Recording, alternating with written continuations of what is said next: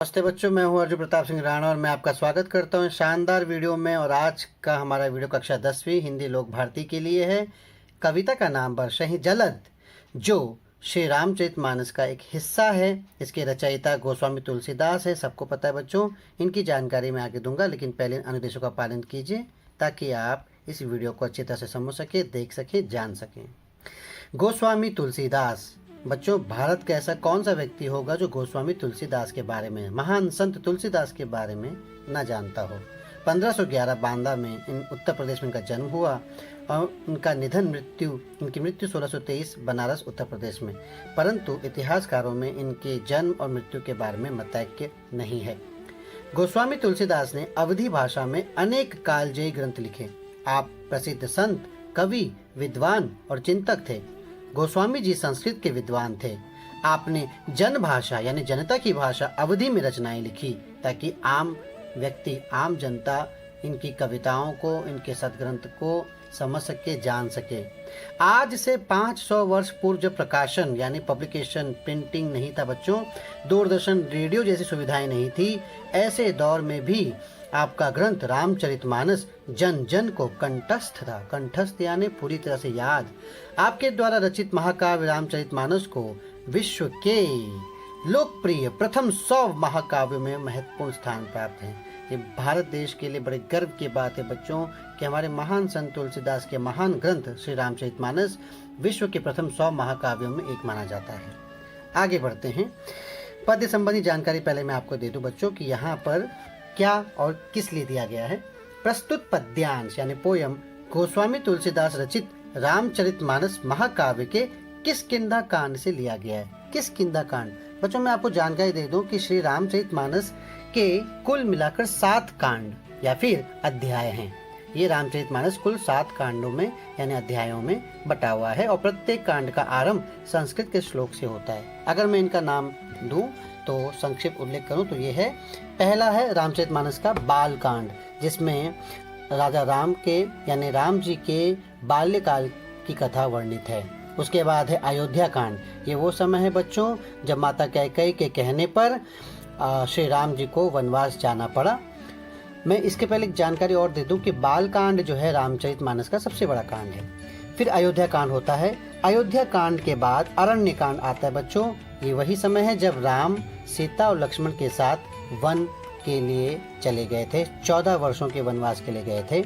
और उसके बाद आता है किष्किंधा कांड। किष्किंधा कांड का ही एक छोटा सा हिस्सा यहाँ हम पढ़ रहे हैं बच्चों। ये किष्किंधा कांड वही है जब सीता मैया को रावण ने अपहरण कर लिया था, सीता मैया का। उस वक्त राम अपने भाई लक्ष्मण के साथ सीता को खोजते हुए किष्किंधा पर्वत पर पहुंचे थे और यहीं पर पहली बार श्री राम जी की मुलाकात श्री हनुमान जी से हुई थी और वानरों के राजा सुग्रीव से हुई थी। इसीलिए ये पद जो यहाँ पर लिया गया है ये किष्किंधा कांड से बच्चों। इसके बाद आता है सुंदर कांड। सुंदर कांड जो है वो रामायण में विशेष महत्व रखता है। यही वो समय है जब सीता की खोज में हनुमान जी ने समुद्र लांघकर लंका में पहुंचकर सीता जी से मुलाकात की थी। ठीक है बच्चों। और उसके बाद आता है लंका कांड। लंका कांड यही वो समय है बच्चों जब श्री राम जो है वानर सेना लेकर सेतु बंध का निर्माण करते हुए, ब्रिज का निर्माण करते हुए लंका गए और वहां उन्होंने रावण का वध किया। तो वाल्मीकि रामायण में लंका कांड को युद्ध कांड भी कहते हैं। और उसके बाद है उत्तर कांड बच्चों। उत्तर कांड में श्री राम जी 14 वर्ष के वनवास के बाद वापस अयोध्या लौटे थे। ये तो आपको पता ही है। इस प्रकार रामचरितमानस के 7 कांड होते हैं। आगे जानकारी दूं, ये पद्यांश दोहा और चौपाई छंदों में है। अब बच्चों दोहा और चौपाई छंद क्या है? जैसे मैं आपको बता, दोहा जो है 2 पंक्ति का होता है, 2 लाइन का, और उसमें 4 चरण होते हैं यानी 4 हिस्से। तो इसके प्रथम और तृतीय चरण में 13-13 मात्राएं होती हैं और द्वितीय तथा चतुर्थ चरण में 11-11 मात्राएं होती हैं।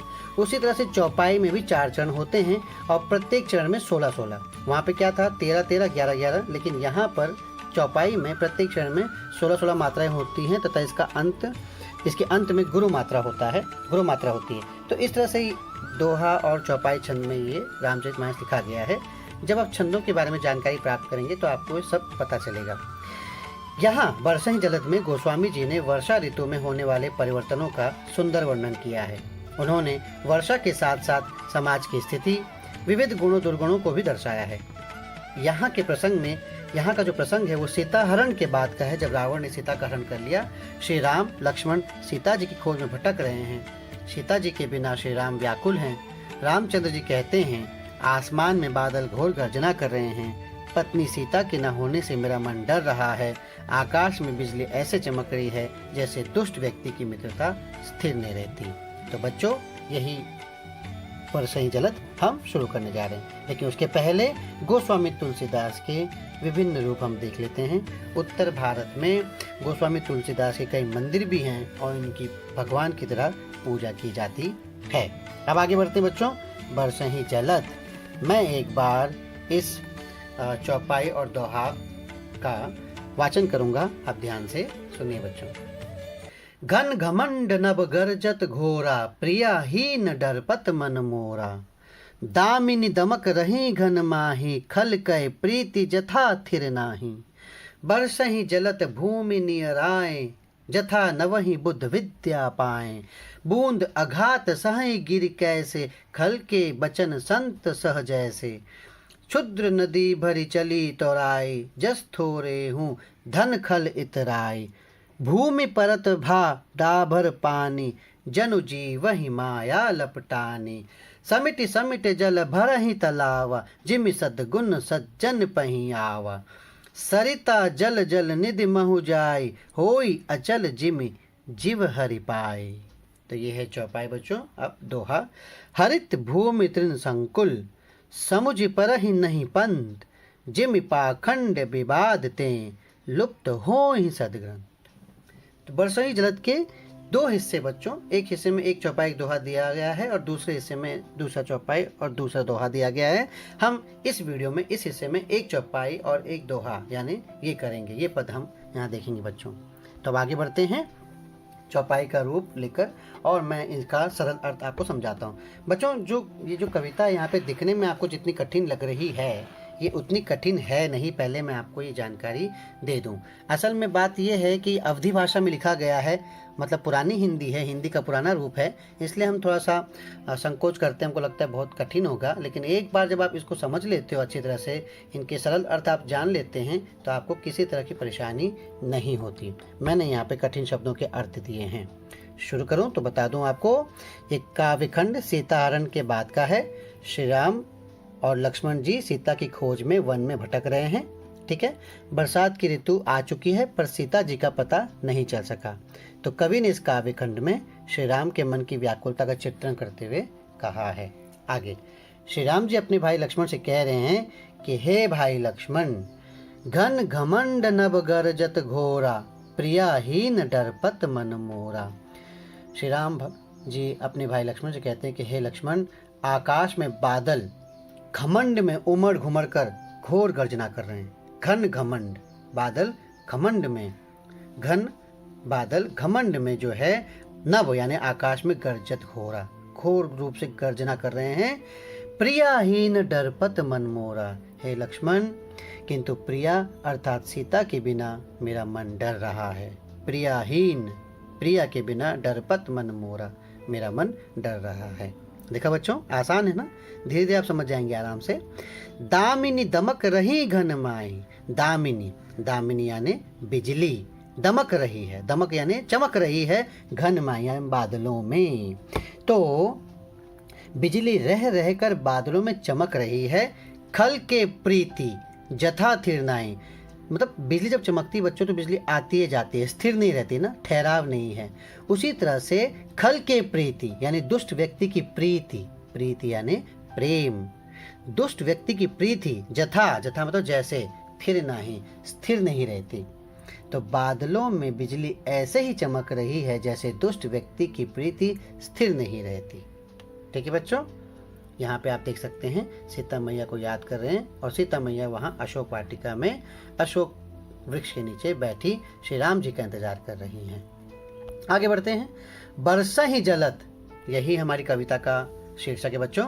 बरसहि जलद भूमि नियराए, मतलब बादल पृथ्वी के समीप आकर बरसे ही जलद, बादल बरस रहे हैं, पानी बरस रहा है, भूमि नीराएं पृथ्वी के जमीन के समीप आकर ऐसे बरस रहे हैं, जथा नव ही बुद्ध विद्या पाए। जथा मतलब जैसे विद्वान व्यक्ति विद्या का ज्ञान होने पर नम्रता से झुक जाता है।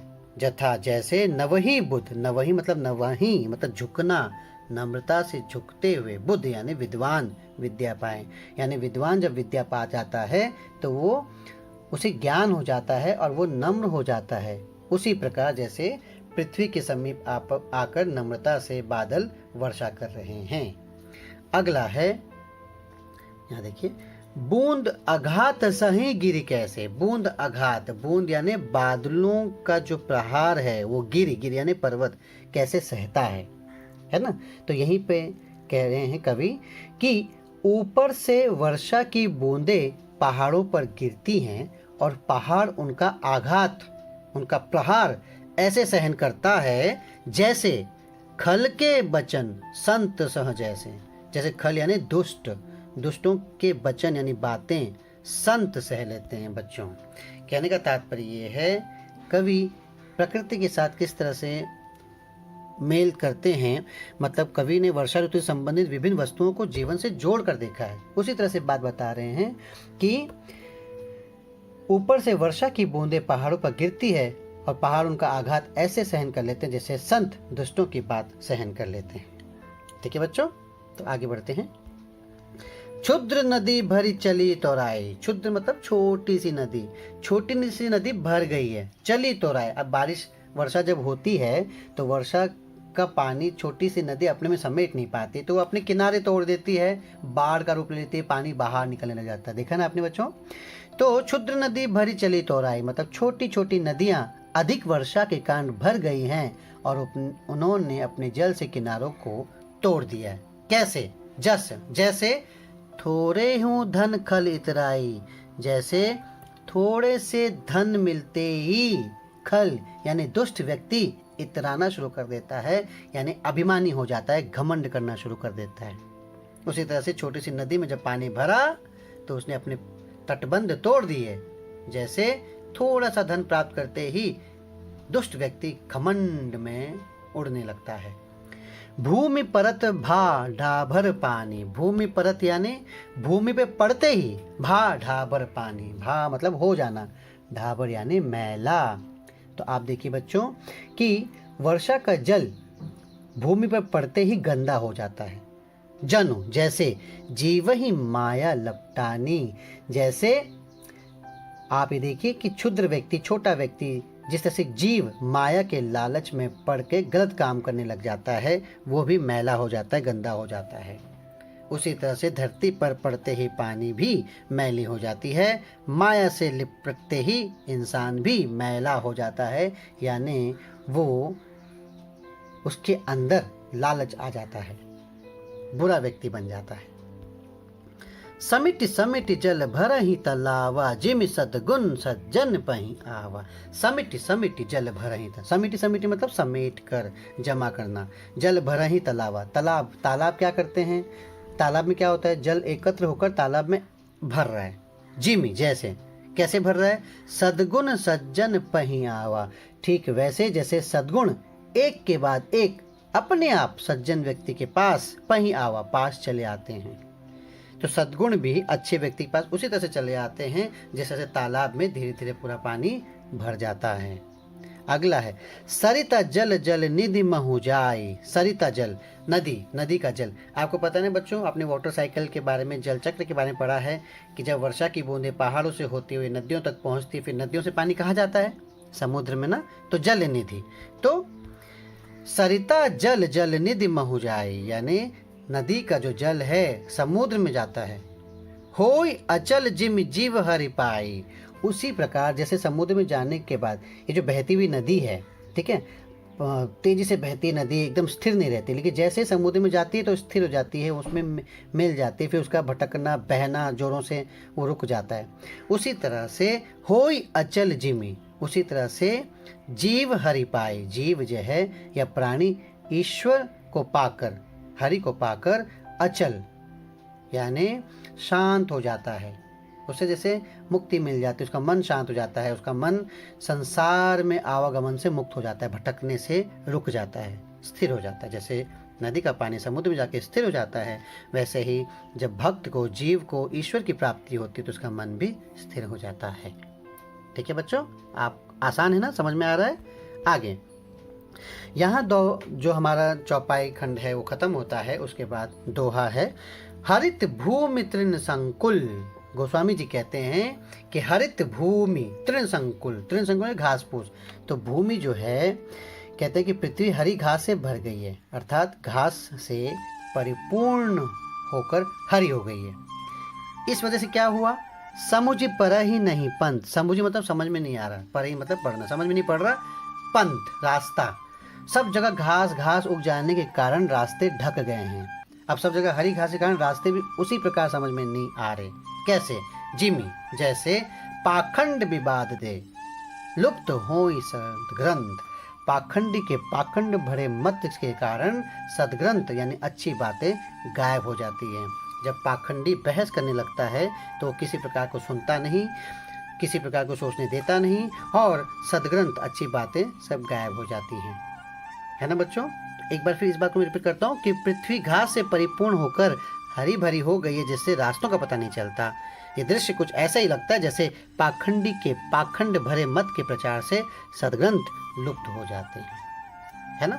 तो ये बच्चों रामचरितमानस के किष्किंधा कांड से लिया गया बरसहि जलद का एक हिस्सा जो चौपाई और दोहा था वो हमने यहाँ पे लिया है। इसका दूसरा हिस्से के लिए हमको इंतजार करना पड़ेगा, नहीं तो वीडियो लंबा हो जाएगा। तो हम अगली कक्षा में, अगले वीडियो में इसको जारी रखेंगे और फिर अगली कक्षा में आपसे मुलाकात होगी। तब तक के लिए धन्यवाद बच्चों, ध्यान रखिए।